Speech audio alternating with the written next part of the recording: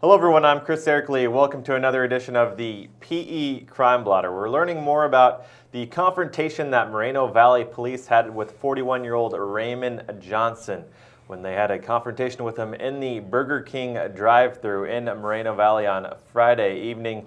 Joined now by Press Enterprise's John Asbury. John, as far as what led up to the confrontation, what do we know?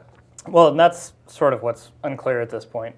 There was reports of Johnson in his car acting erratically, kicking and flailing his arms in the car, no one in particular, perhaps throwing food and money out the window, and that's when police came and tried to pull him out and this confrontation began. And what do we know as far as was he being aggressive with police, or have police explained anything? Police really haven't commented as to the nature of his actions, just saying that he declined to follow orders by getting out of the car, by cooperating with police.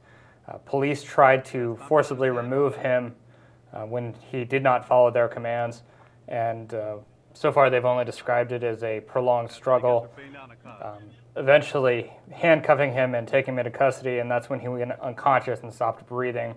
Obviously we don't know if this is a result of injuries sustained in that fight or if he had a prior medical condition. Now, there were many witnesses on hand from the Goodyear that was next door, and also people around the Burger King. You can see it on this video right here from a witness. John, what are they saying? Well, the witnesses are obviously very upset, and a lot of people are really blaming police for this. Don't know if that's justifiably or not. The video itself shows the police engaged in the confrontation, raising hands in the air, one officer getting on the hood of the car. A lot of the struggle occurred on the opposite side of the car, away from the camera though, so we don't know the full picture of what happened. And what do we know about Raymond Johnson? Have we heard anything from his family? A little bit. We're still getting more information on that, but apparently he had recently been paroled from prison, was living in Moreno Valley, had a family, and neighbors described him as taking care of his kids and trying to put his life back together. And John, as far as suspects dying after confrontation with police and being taken into custody, this isn't the first time this has happened in the IE. Yeah, and there's always a multitude of reasons for these. Sometimes it is often described as justifiable force.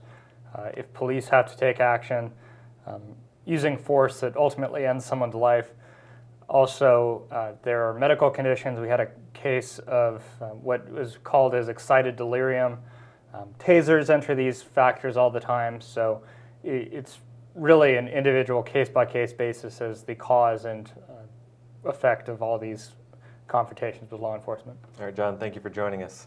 That does it for this edition of the PE Crime Blotter. Be sure to stay tuned right here on PE.com for the latest on this story.